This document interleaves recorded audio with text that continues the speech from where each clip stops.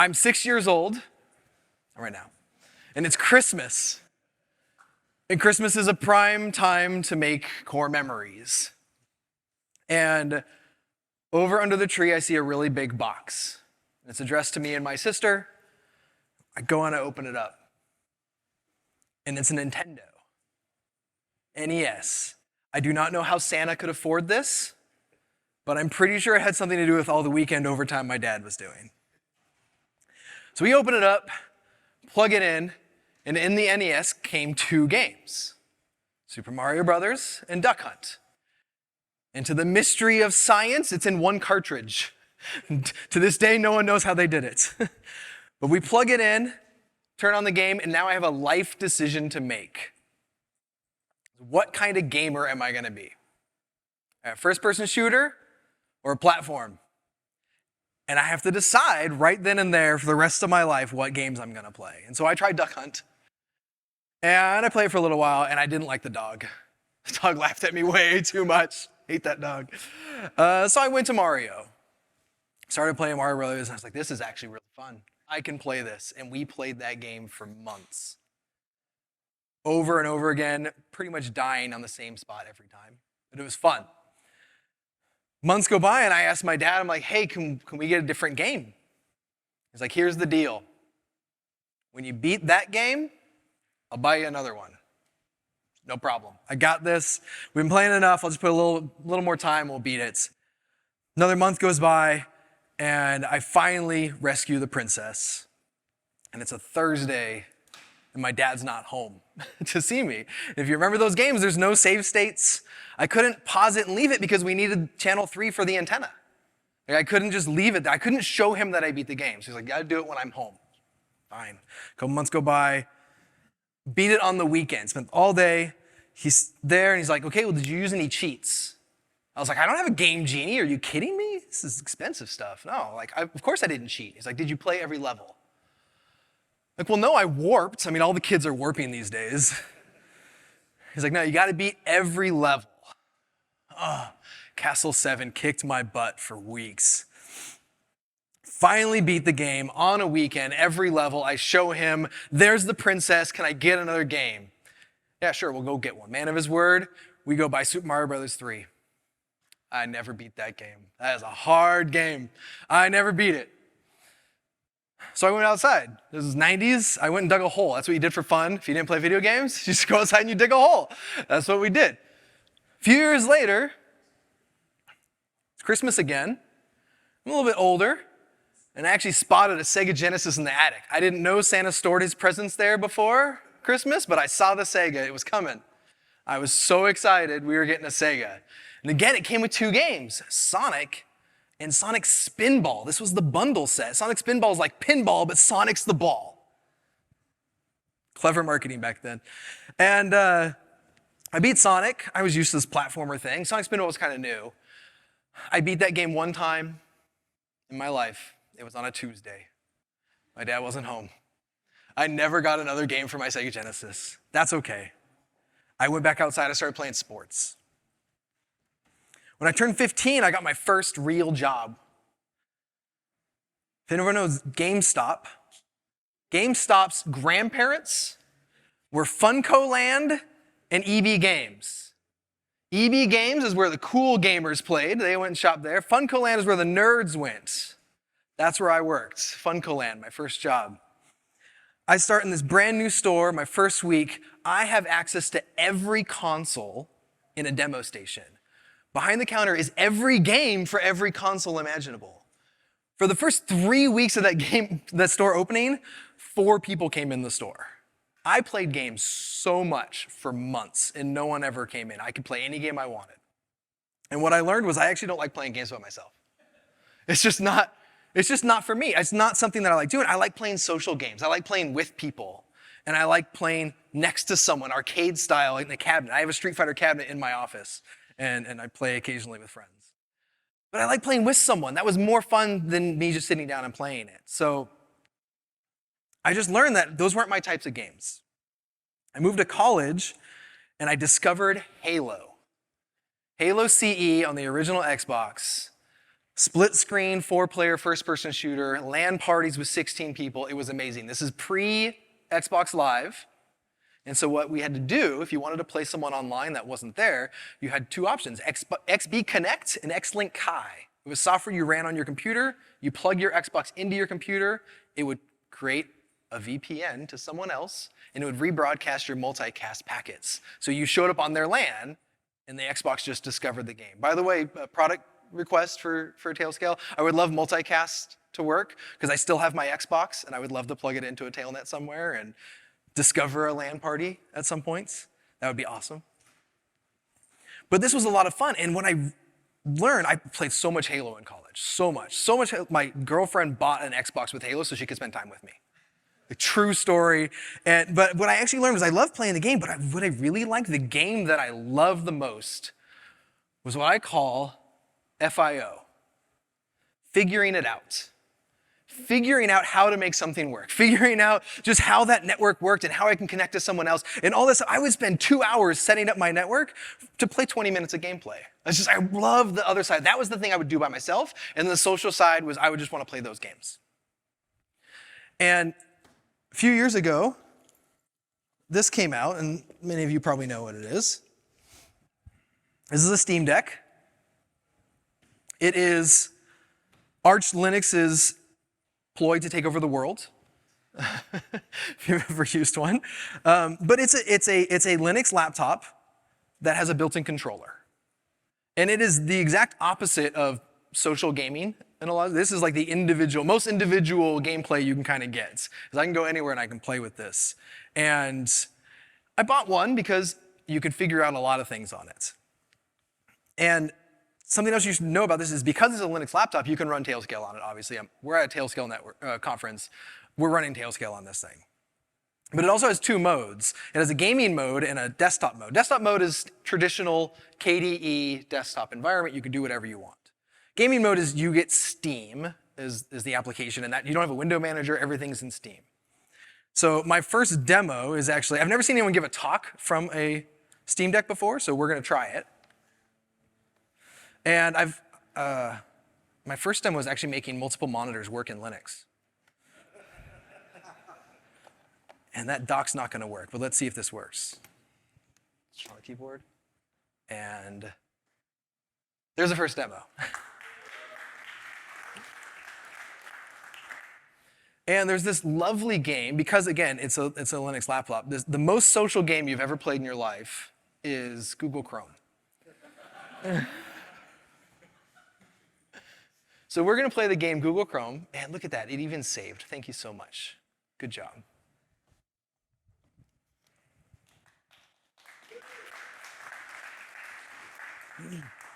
And just to let you know, I have two kids. I did not play games for probably 12 years. No games whatsoever before I bought this. And I jumped back into learning how things worked in this new gaming world. And one of the things that I was like, well, if I have this device, I really want to play is the old games when I was a kid, emulators. And emulators were a lot of fun. Actually, I don't know if I still have it. I forgot something at home. And home for me is Los Angeles, so I'm not going back to get it. But emulators are a lot of fun because it's just the old games that you're used to. We suck the ROM off this hardware device, and then we make a software thing that pretends it's hardware, and then it works. I don't know why. But I wanted to play all these old games. And the Steam Deck is great at playing emulators because it's really powerful, but I never wanted to just play them here. I wanted to play them on my laptop. I didn't always have my Steam Deck. So there's a project called Emulator.js, and it runs all of these emulators in a browser. And of course, I set it up on one of my devices and immediately forgot which system I set it up on, what port it was running on. I couldn't never remember how to play it anymore. I didn't have access to it, so Tailscale to the rescue. Oh, my keyboard layout's wrong. That's going to be a problem. We'll get it. Nope. And I don't have, so there's no display on the Steam Deck. I have to look down here. the one downside of Linux multi-monitor, right? So I set up a DNS hostname that points to a Tailnet address, and I have a reverse proxy there. So I learned that this actually worked, which is great, right? It's just an A record. Retro.jgar.net is my host. A record to one of my Tailnet addresses and everything just works. And I have access to my emulators wherever I wanted. And this is the game streaming service that many of us probably want. But that's not the actual one we're here to talk about. This one's just kind of a fun aside of this works. It doesn't work great on the Steam Deck because controls aren't always mapped, but go. So the other one we actually want to talk about is real games. The things you need a gaming PC for. The things that you actually like, oh, I'm going to spend money to buy a thing to go play this game.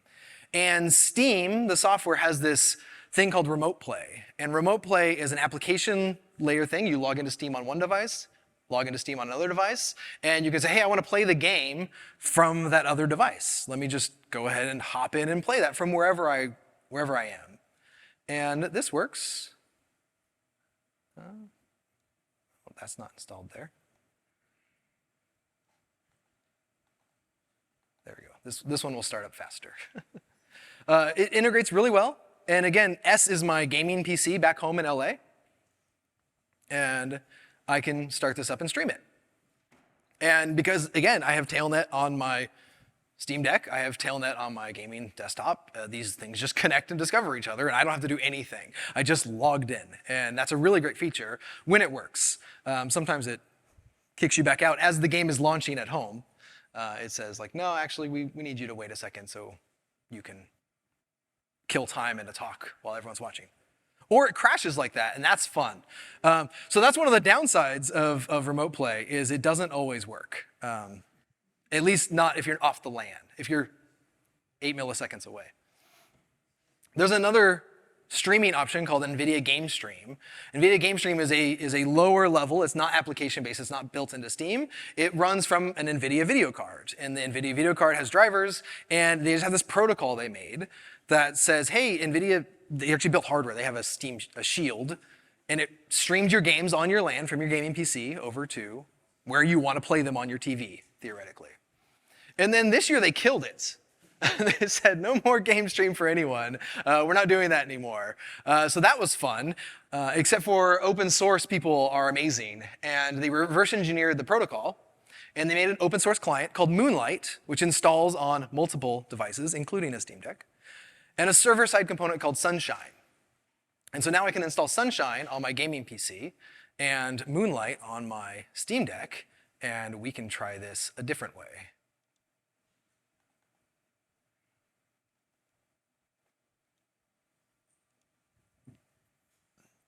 And this one is typically more stable than Remote Play on Steam.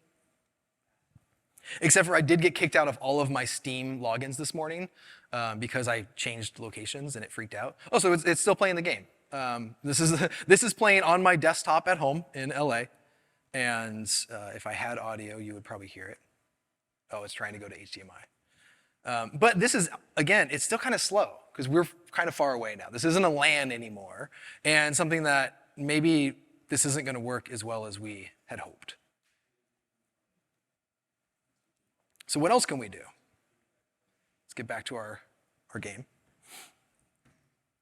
These are the things you basically need to run this, and again, there's this latency requirement. Another feature request I would like to add is if you can make packets go faster than the speed of light, I would sign up for that beta in a heartbeat, and that would be amazing.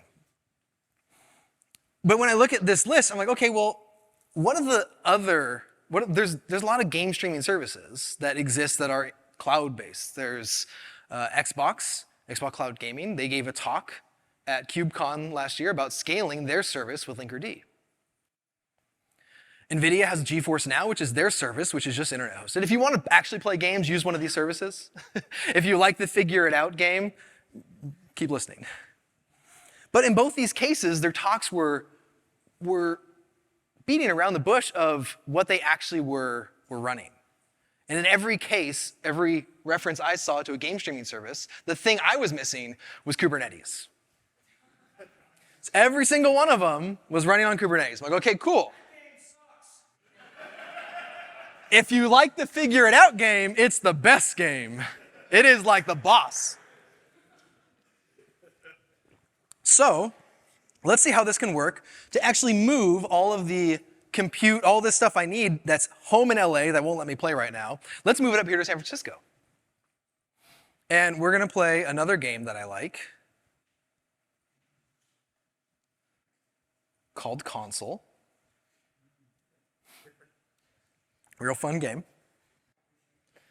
And let me also say that I'm not doing this alone. All of these projects, they all have all these components. Games on Wheels is a containerized version of basically Sunshine, Xorg in Steam, and so you can take these containers and run them places that you maybe shouldn't.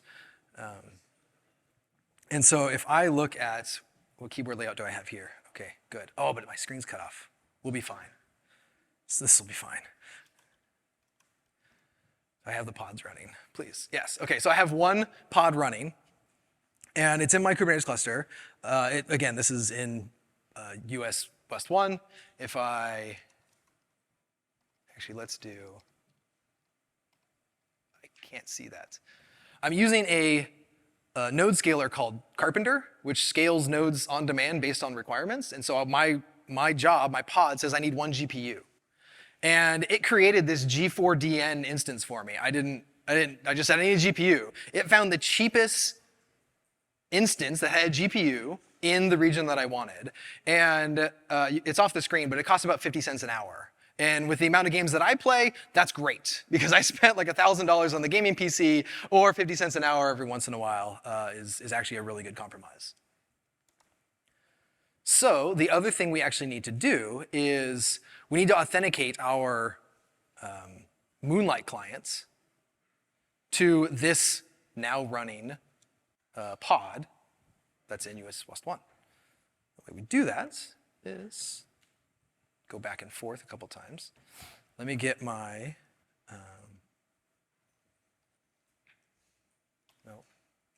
Tailscale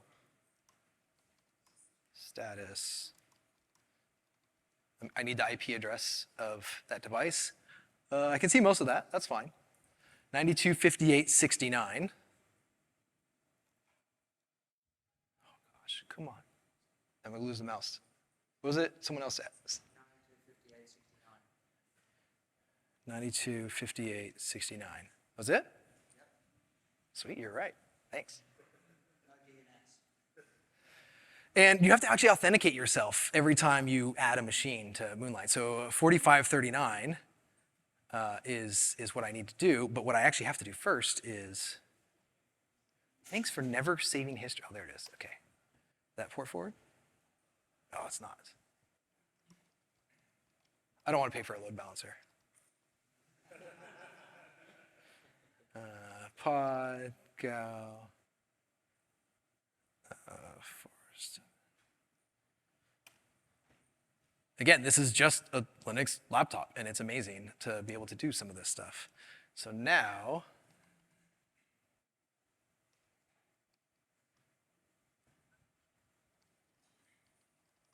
you don't know that password. Lockie, what was it? Do you remember now? No, the pin. Say it? 5, 9. Success. Look at that. Now we go back into Moonlight. Oh, so who did it? 0369. Why did it say success? What's up with that? The bug. Look at that.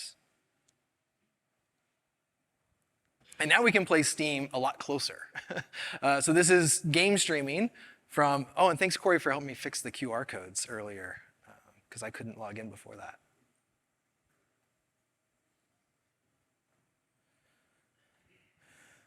This is a great demo, I know.